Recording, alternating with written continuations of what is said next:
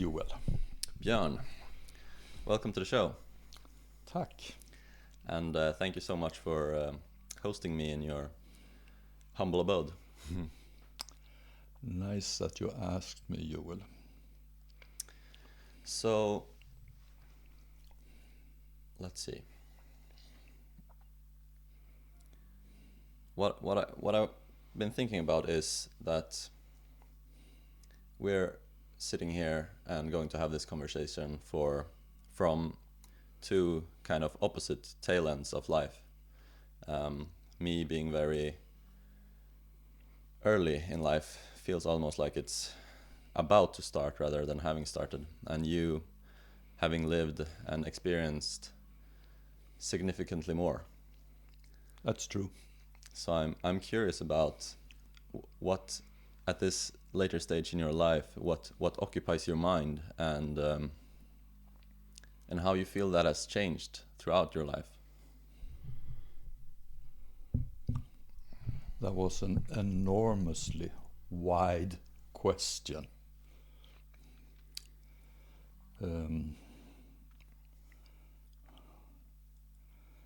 Because when I was your age, I had no idea what would be occupying my mind today.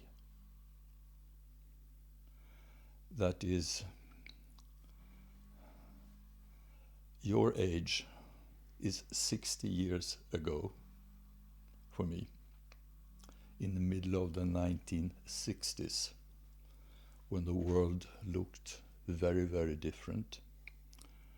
And I came after 7 years in the United States, back to Sweden in 1969, wondering, thinking, concerned about who am I and what am I going to be when I grow up. I was really a bit older. I was actually 27 and still wondering. And when I look back, I see that many of the things that I did then created the possibilities to do what I later came to do. So the question is, where do I begin? Do we talk about what led up till today, or do we talk about what engages me today? Let's do the latter to begin with. What engages me today? Yes. That building that you can see on this book, that is part of the whole place in Ytterjärna, Kulturhuset. And sorry, just pull that slightly closer. Perfect, thanks. And that symbolizes what brought me to Järna. That engages my thought very, very much. Since that building, called today Kulturhuset i Ytterjärna, when it was created, it had the working name, the House of Anthroposophy, Antroposofins hus. And it was the last building in a whole series of buildings created in Ytterjärna with the start in the mid-60s and there had grown a number of buildings. That means buildings for activities created out of anthroposophy and for anthroposophy. And that building became the central piece, and as the architect called it, the mother of all the buildings. But it was the last building, which is an interesting concept. And it's the biggest And by it's far, the right? biggest and the dominant, Yeah. and the real centerpiece. And the architect, Abby Asmussen, as he was named or called, Abby Erik Asmussen, he describes in that book that I showed you how he had this vision of a big central building which didn't exist, but a possibility. And he had this vision already in the middle of the 60s. And when was it finished? The inauguration was in 1992. Okay. That means at the start of which became Rudolf Steiner Seminariet and the whole area with all the buildings for a seminar, anthroposophic seminar activity, Waldorf school, a farm in the surrounding area, and the clinic, the Vidar clinic. That vision started to develop in the 60s, and bit by bit. But first, in the late 80s, it was possible to create this building. And what has, to your question, what concerns me, is how will in the future anthroposophy be represented in Järna through that building? That is one of my big interests and concerns today. What speaks to you about anthroposophy? I know you're quite well read on like the works of the founder, for example, about which I know basically nothing. You know, I've gotten the whole philosophy secondhand through, you know, the practical aspects, the education and the architecture and the sort of Geist, I guess. Yeah. But I don't know. I know very little about the sort of founding ideas and visions, and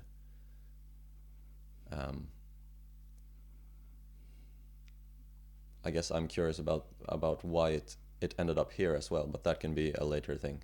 Let's start with ideas. What speaks to you about them?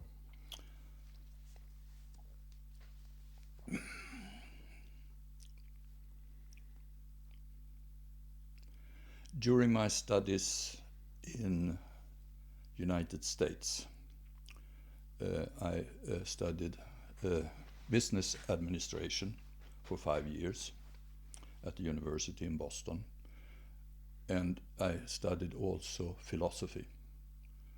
And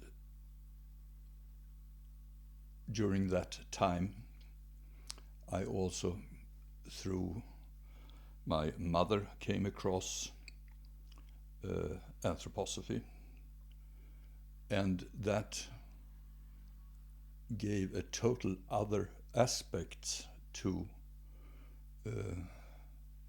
those questions of who am I, where do I come from, and where am I going, which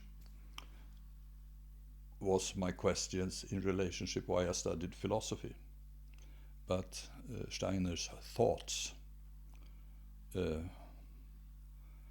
of how we are interconnected, each one of us, with each other, and the idea of that each one of us and all human beings, we have ourselves created the possibilities how the world looks like. That means the concept of that we exist before we are born, and we continue to live after we're born. The idea of reincarnation, the idea of karma, that we create our own destiny, and it has a meaning what we do in life. That idea has become, so to speak, a central, meaningful aspect for me. And then that out of the thought of human being, how Steiner describes how you develop as a human being. You went to a Waldorf school. I think it was not the whole way, but you came into gymnasium or gymnasium? High school, yeah.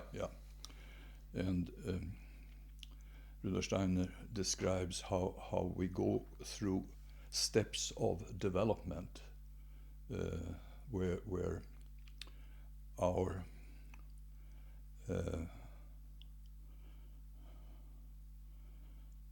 ability to cope with the world grows from the child to the adolescence into being a grown-up person.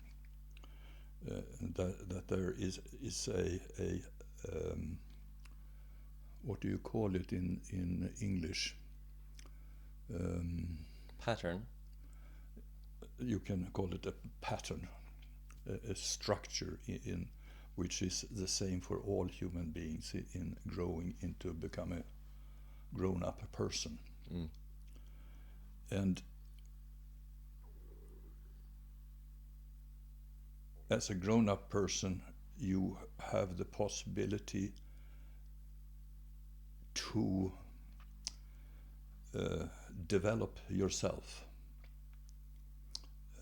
to go further steps of development.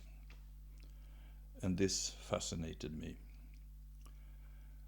Later I came to know also Steiner's thoughts about society. How can one understand, or how can one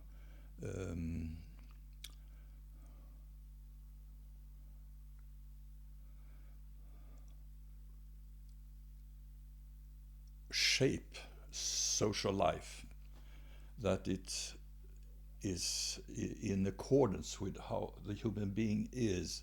That means we are, as human beings, we are thinking, we are feeling, and we're willing human beings. We have three qualities which we develop as we grow: our ability to think, how we feel about what we meet and how it influences, and the strength we have to do what we want to do: thinking, feeling, willing. There are the associated aspects necessary in social life with how do we form social interaction, creativity, individual possibilities. What does that look like in social life? What we would call the cultural life. Everything which has to do with education, care,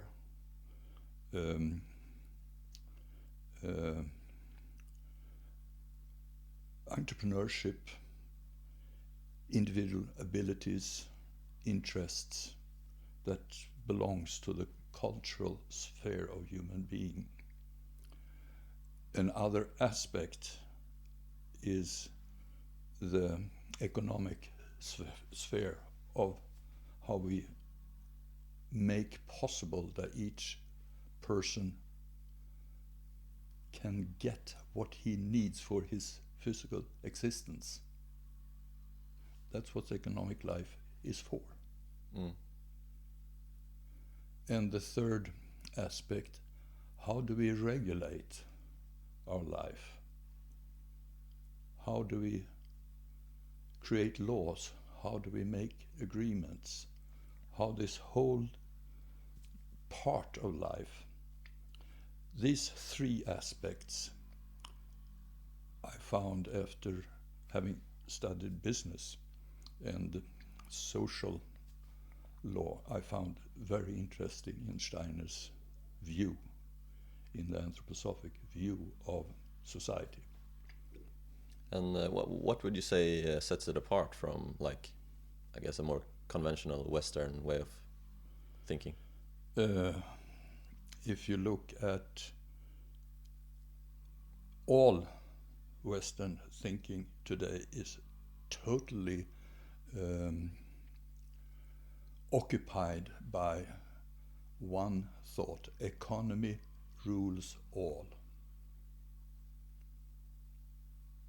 Economy is the only force which moves into the world. That is the predominant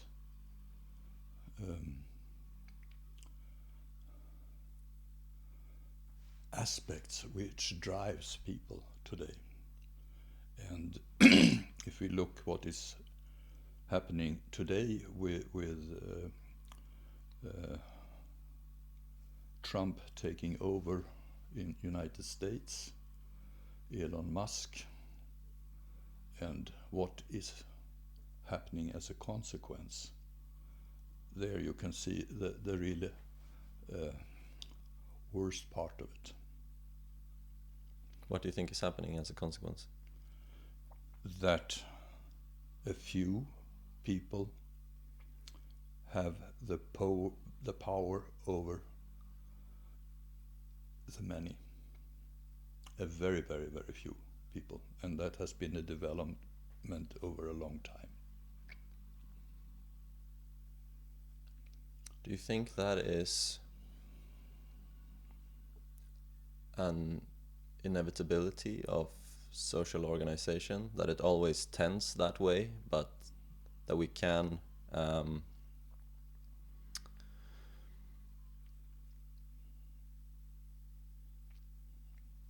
sort of how shall I put this?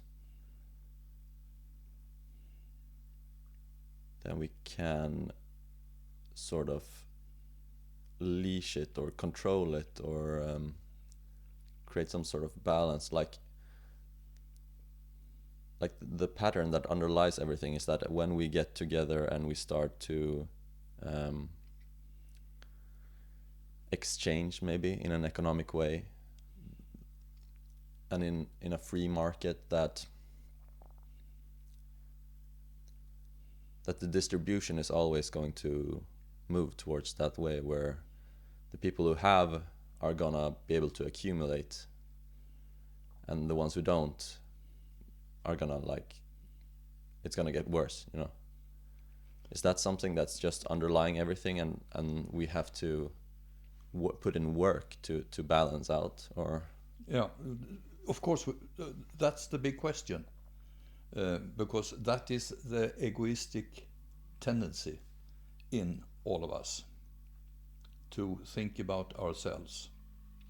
So the question is, what other views do I have, and do enough people think there are other values and accumulating material possibilities for oneself? If one doesn't have a view or an idea of why we live on Earth,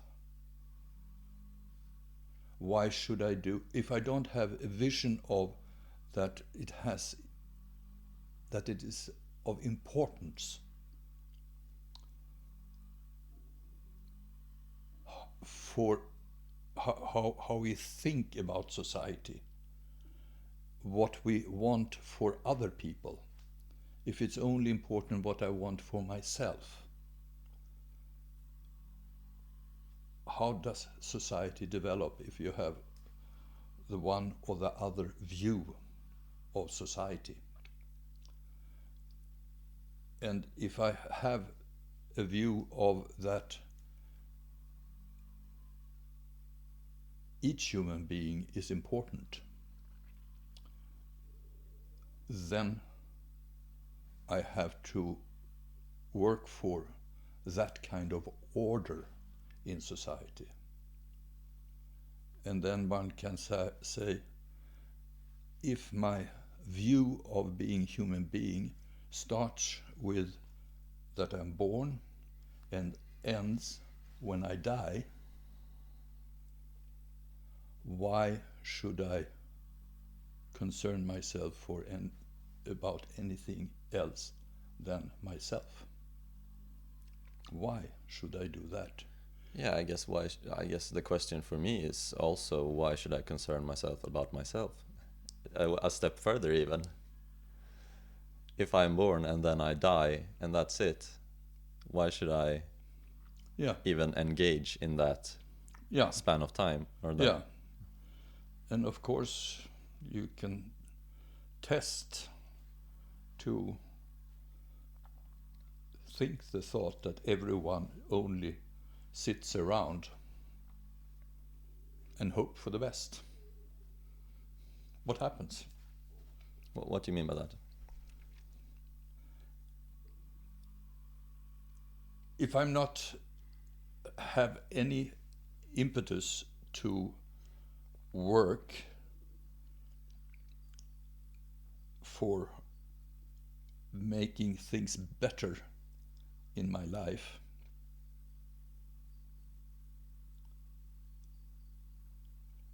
what is the opposite? I just sit.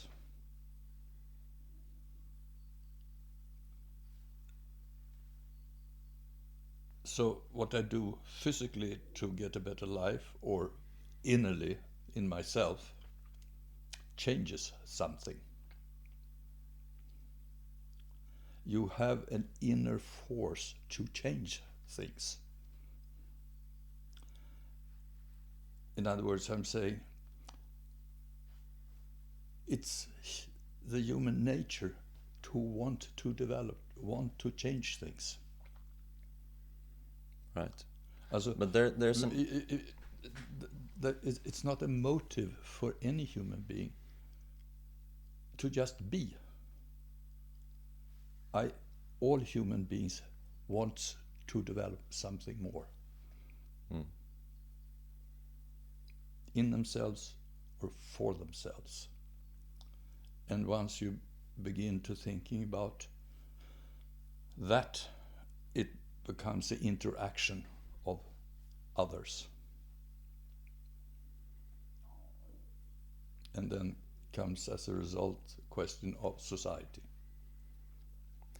So we all share that motivation, but how we choose to act on that differs. Yes. There is an unequal distribution of effort, how much effort individuals put in. Yes. How should that be reflected in their reward?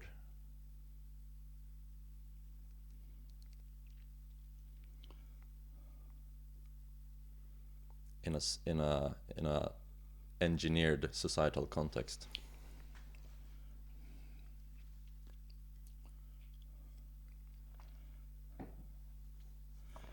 I learned a very simple lesson. I came to Järna in 1970 to be the responsible for a small company, Salto Kvarn and Bakery, with a few people baking bread and somebody milling grain to flour. I had chosen that instead of going into the big world of business opportunity, which I had.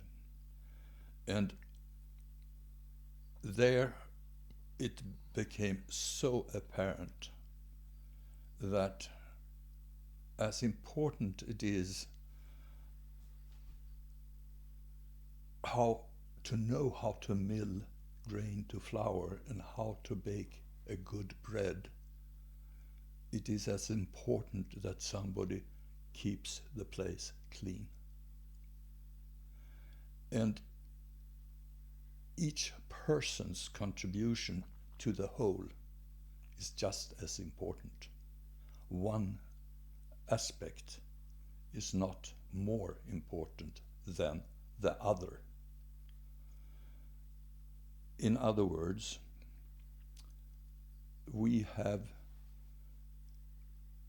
different possibilities within ourselves to contribute to the life for us.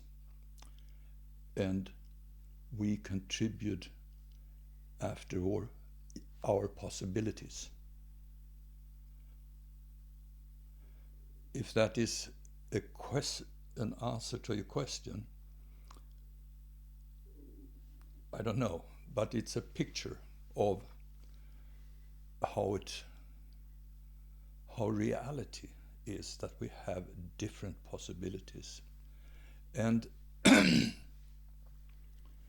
then, since each function is necessary, it is necessary for us to together look at that each one has enough for his or her life and possibilities and development.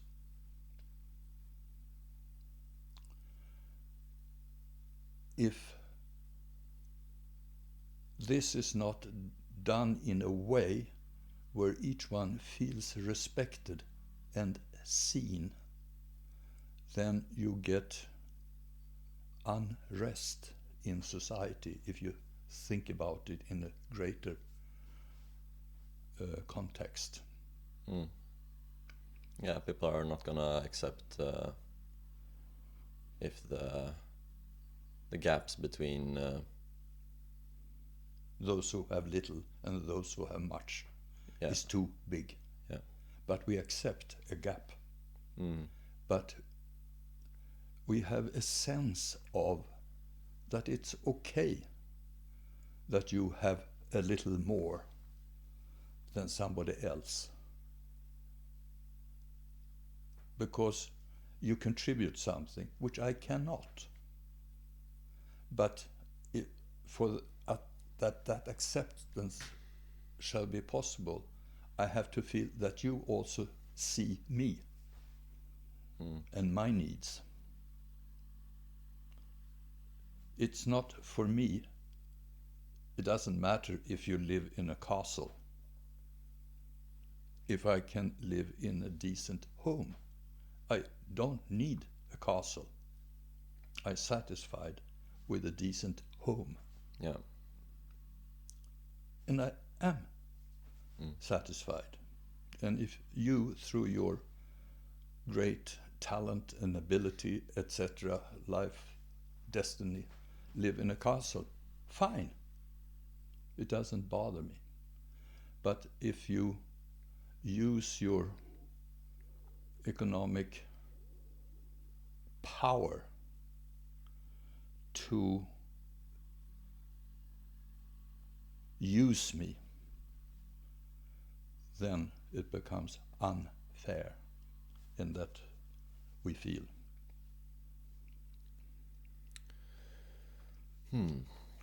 Yeah, I guess that power or opportunity that you're referring to is obviously it's a function of the other person, the one who has less, not having very little opportunity, maybe, like the big corporate whatever can give a job to someone who has nothing, and dictate the conditions to whatever. If that person has nothing, it's going to be happier with something. To some degree there has to be regulation, I guess, around that, but it's very tricky, it feels like. It is. Because you want it to be as free as possible to some extent. Yes. There's also the danger always that organization and structure is going to grow in the same way that the gaps do. Yes. Like when people start to structure things and create, I guess bureaucracies is the word that we all love to use. Yeah. Like they just grow and grow and grow until they become so inefficient that nobody has anything. And the question is how that's what I try to describe. We have the sphere of laws and regulations, and how does that work in a democratic way? How do we all the time work on the rules for our interaction with each other? We call it democracy. Yeah, we constantly have to work on it. Yeah, it's never a finished thing. No, we have a rule, but life goes on, and we need new rules. It's the same misunderstanding that people have with science. Yeah, I think science is fixed. Yeah, that it's finished. Science is a process. It's not a set of information. Yeah, and then you have the other aspects. But in order to be able to work in the sphere of rules, I have to have enough bread on the table, that I am not hungry and constantly thinking about getting food. Then I cannot think about good rules for everyone else. I'm occupied with my stomach. In other words, the economic sphere, that means the in a Christian sense, sharing the bread. That is the sphere of brotherly, sisterly, helping each other to get what you need. I can concern myself for your needs, and you can concern yourself for my needs. And if we have succeeded in doing that, we are all at a high enough level, then we're also able to think about what are our rules for interconnecting with each other. If you see the picture. Yeah. And how you bring ideas into this has to do with your individual, I call it spiritual capacity, and my individual creative capacity. Here we are in the sphere of creating new. We are dependent on this creative possibility in us. Without losing touch of having to revive what has been, right? Exactly. Because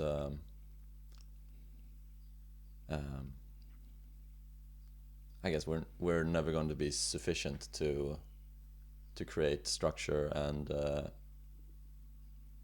there is never a finished structure. Right. It's a a constant evolving structure. And we don't I guess I don't know why it's relevant, but I want to say it. We don't have a sense of the starting point, sort of.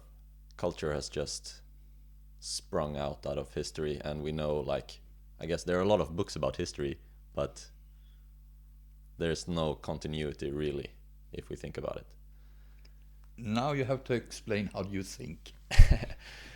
Well, If you go all the way back before Greek times, before Egyptian times, ancient times, and to today, what do you see?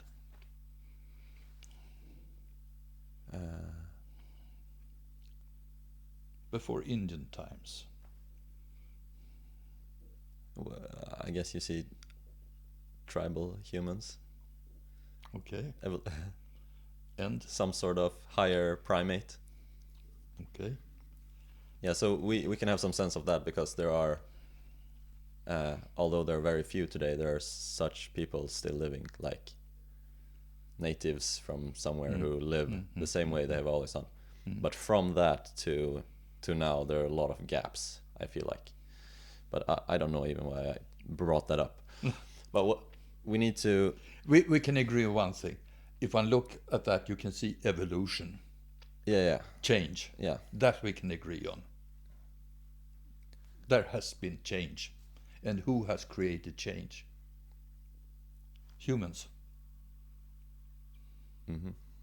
And obviously, from back in old times and today, it's an enormous development of consciousness and possibilities.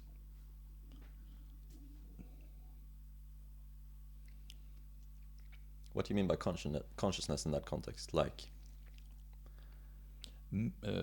consciousness of who you are, what the world is, and how we are interconnected with each other, and the meaning of life. That's all in our consciousness or lack of consciousness. But today, basically, most people on the earth have a consciousness of that we are in a world context on this earth. If you look back in older times, there was not a world consciousness. To take one example. Yeah, that's wild. You come across that every now and then. It's like you read about some historical figure who was maybe not so prominent, but usually very prominent, and they still never traveled further than like 12 kilometers in their whole life, and still can have a big view. Yeah. But you want to go somewhere else with your thought question. Yeah, I don't really know. Maybe I should attempt it again. But we talked in a lot of terms of progress, I guess.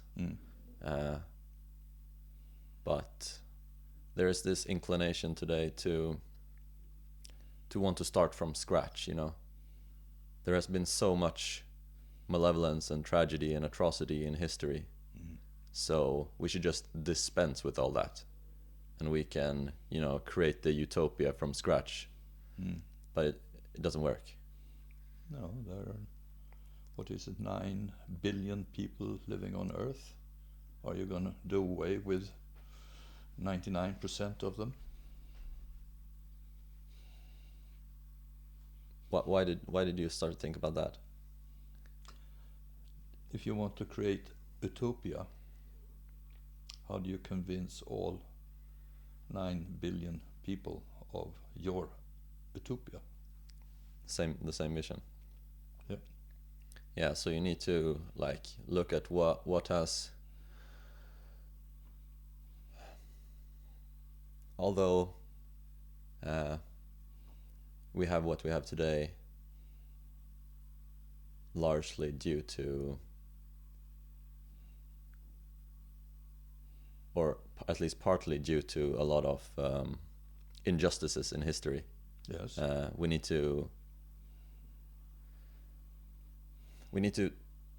even though it's been awful, we need to have gratitude for that process has taken place, and be able to pick out the good things and keep those. Yes. Yes. So we take some from where we have come, and we integrate that to where we need to be going. Yeah. And largely it's gotta remain the same, because things are working pretty well, you know. Most maybe we take from before, but we have to tweak it a bit, and that's the process we talked about. Like, it's not static. No. And then I asked the question, where do we do that? You and I, we sit here in Järna. Does it matter what you do, what I do, in relationship to what Trump and Musk and Putin does? Does it matter? In your question about utopia. Mm-hmm. Because that is a bit of the question. The question, what do I do? How do you think about the question of, has it meaning what I do?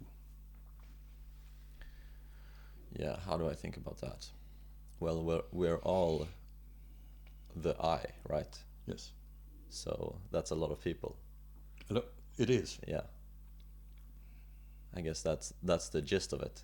But practically for myself, you know, I have certain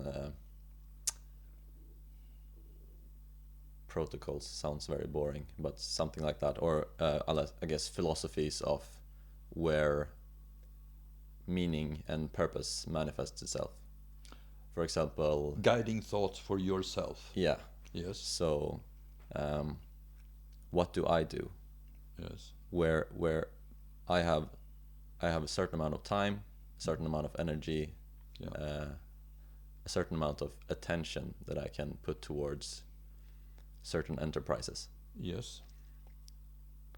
So that's a scarce resource in some sense. Yes. Where do I direct my attention? Yes. And that for me is guided by two things, really. And that is there are two little tools I have for that.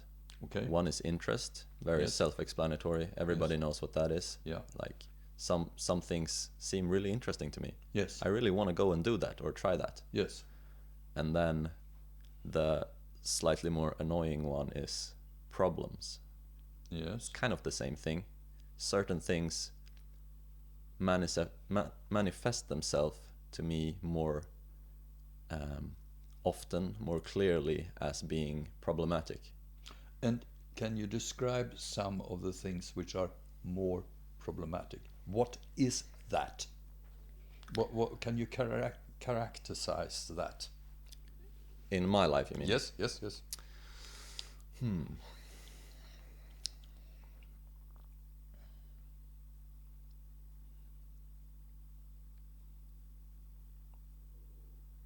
You have visions, you have goals, you have things which interest you, but there are things which are getting in the way. What is getting in the way? Yeah, that's a great question. I don't know how to abstract it really. I guess what strikes me as hard about answering that in this sort of condensed way is that it's very much about me.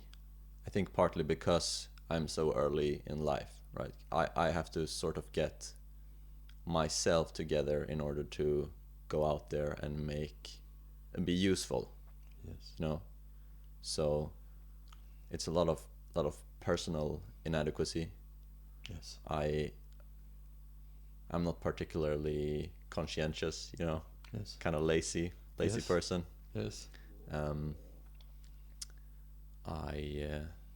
particularly with people close to me, Yes. I get very frustrated. Yes.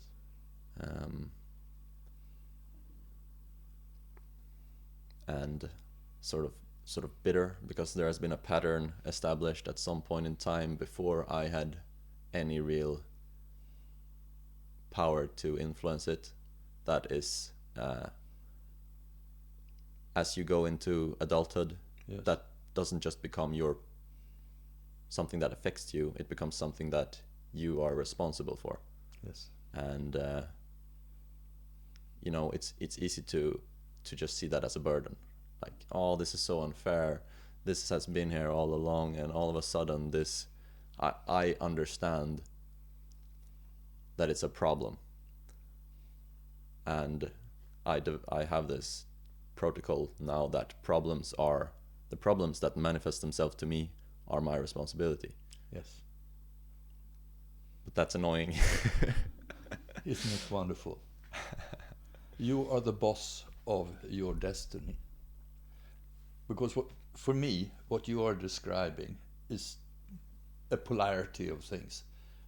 On the one hand, your goals, that means your, what I would call somewhere in you, your higher ideals, what manifests the good world, the one I would like to be and the one I would like the world to be. That you have a sense in you which guides your interests. You have a sense of something better. Yep. And on the other hand, in that same person, or in me, because I have the same structure in me, that which prevents me. And it's not the world, it is I who is my own stumbling blocks. And there the education of myself starts. And Right. that is actually not only a discovery when you are your age, it continues, unfortunately, when you are this age. I was just gonna say, yeah, that's what we have to look forward to. Well, I'm sorry I disappoint you. It is just it. Have you seen these Russian dolls which you put into each other? Yep. Or you have an onion and you peel off and you peel off. You just find new tasks. And that is exactly a description of what we're talking about now. What we're talking about on an individual basis is what life is about. It's about you and you being more and more yourself. And it's about me being more and more myself. And as you and I and our friends and extended all society works towards becoming more themselves. And how do we enable each other to more become ourselves? That is, in my view, the most important question and the most difficult question. But it's about that. What are we doing on Earth?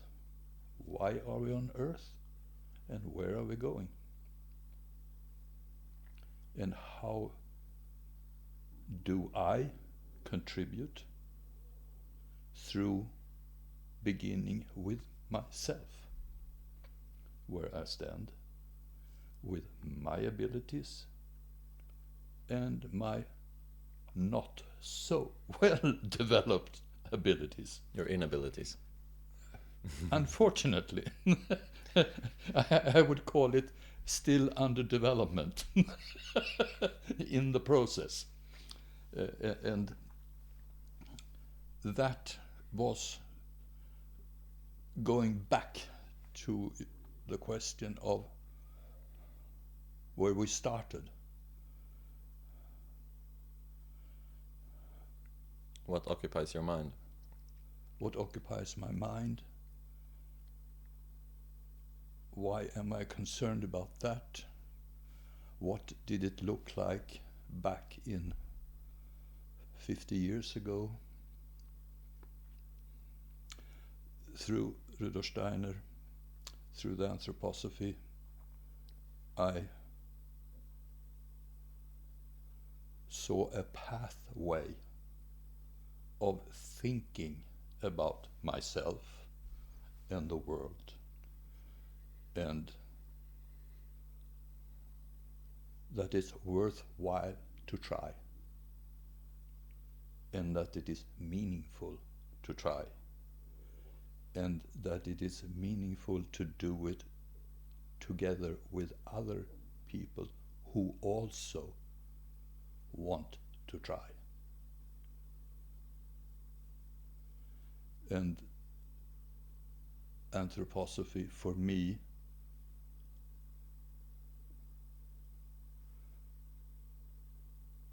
became and is a source of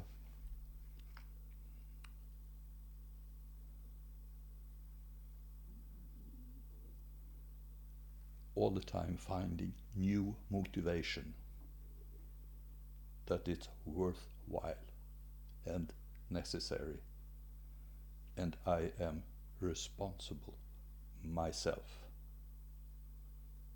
for what will be in this little place where I am. And I am stimulated by and enforced and encouraged and stimulated through meeting other people who have the same question, who, like myself, but in a different way, want to contribute something to the world around them. For me, that wish to contribute has very much spawned from the immense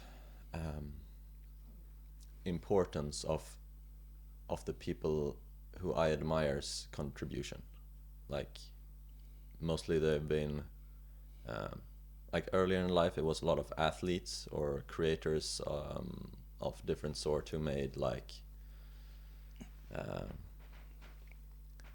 movies on the internet, which, you know, I grew up on the internet, so they made interesting stuff when they were out doing like snowboarding or skiing or something. And later in life it's been more artists and thinkers who've inspired me in that way through their work, their contribution. And it, you know, it shows you an example of something higher. These people have sacrificed in order to develop their potential to the point where they are useful to very many people, including myself. And that usefulness is in part the information, like it's practically useful maybe, but also just the experience of it. This is a higher mode of being or whatever. Yeah. There's an example of that. Yeah. And partly I want to be engaged in making useful and interesting things. Yeah. But I also want to eventually get to that point where I am the example, you know? Yes. I understand. people can just look at the enterprises I'm involved in and be like, inspired this is by. yeah, this is a higher place, Yes. that I as a human and this other person Yes. is also a human. I'm a human, this other person is a human, but they have accomplished more. Yeah. I can also go out and do that. Yes. And each one of us does it in his or her own way. Right. And what you're describing is your appreciation of other human beings' accomplishments. You are describing our interdependence of each other. You would not be thinking the way you think had it not been for meeting through internet or whatever other people who have become what we in Swedish we say förebild,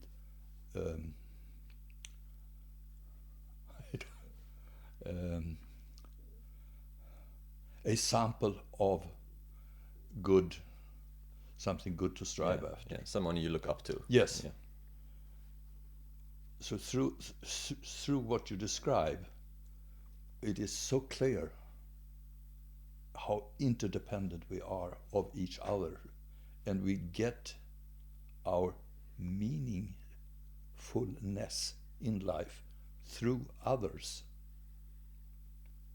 I showed you the beginning of me trying to describe who am I in what I showed you.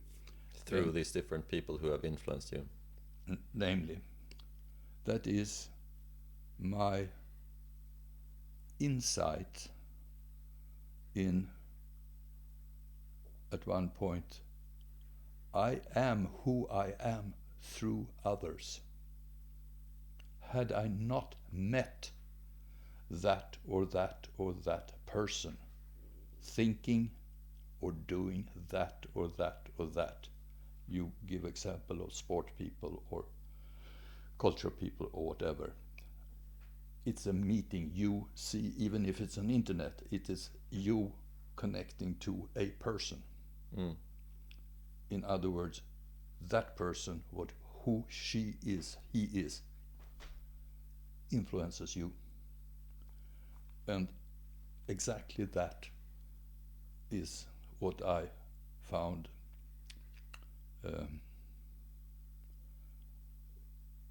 surprising, but not surprising, when I looked back.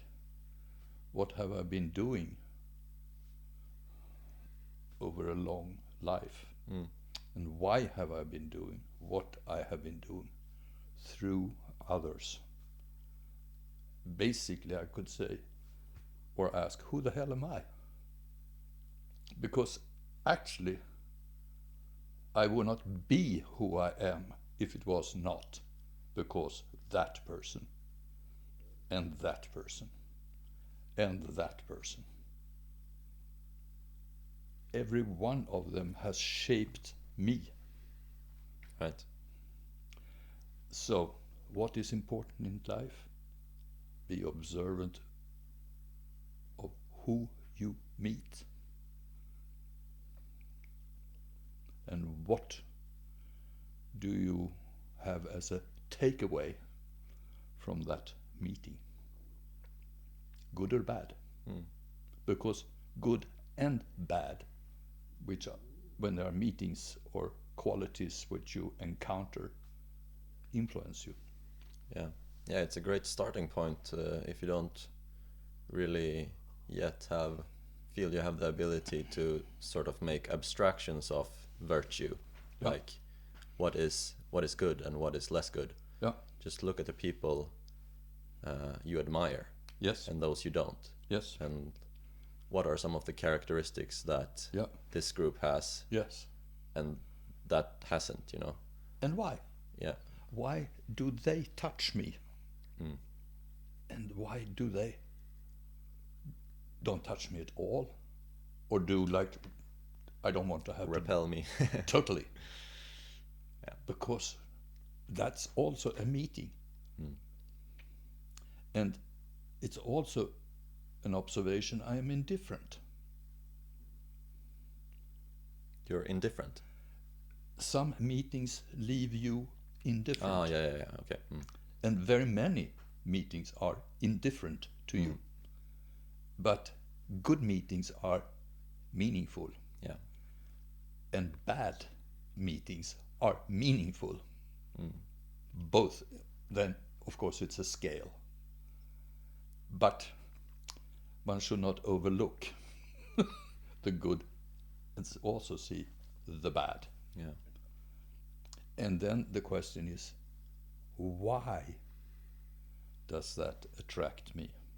Why do I conceive that as good? And why is that not good? From where do I have my moral compass? Because I notice I have a moral compass. Yeah. And that's interesting. Who gave me that? I thought about just that with the onion thing, but I didn't want to interrupt that whole view of things with peeling the layers. It implies that both individually and perhaps collectively there is a center. Yes. That has to, like, it's just there. It's just the structure of reality. Yes. There is an implicit moral order. Yes. And that's the center of the onion. Yes. In that analogy. Yeah. And yeah, I guess the progress way and how what works and what doesn't, I thought about as well in that sort of image. Like, as long as we are not remaining the same, or adding layers,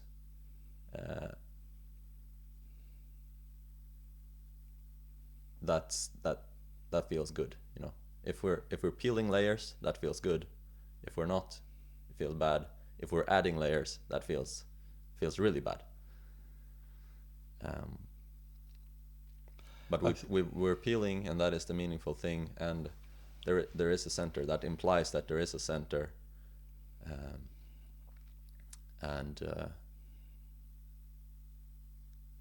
You know, the problems and interests, they're just there. You said the word destiny. And that's a word people have quite a lot of problem with. They're like, I don't know, it's like they think it's determinism. Yeah. But it's not. No. It's some things are interesting to you, some things appear as problems to you. Yeah. And they're usually quite static. They're the same throughout at least your like adulthood often. Right. Now we're getting to the really interesting part in our conversation. Yeah. And it will have to continue another time because you have to go. Yes. And I would really like to continue the talk. We'll do that. It's really interesting. And if I think back now about our talk, you can cut 3/4 of it all the way to the point where we started to speak about essential things. Yeah. Because it took a while of getting into the real question, and it was very unstructured and not clear enough what I said initially. Yeah. So, thank you. Thank you. And thanks for having me. We'll continue.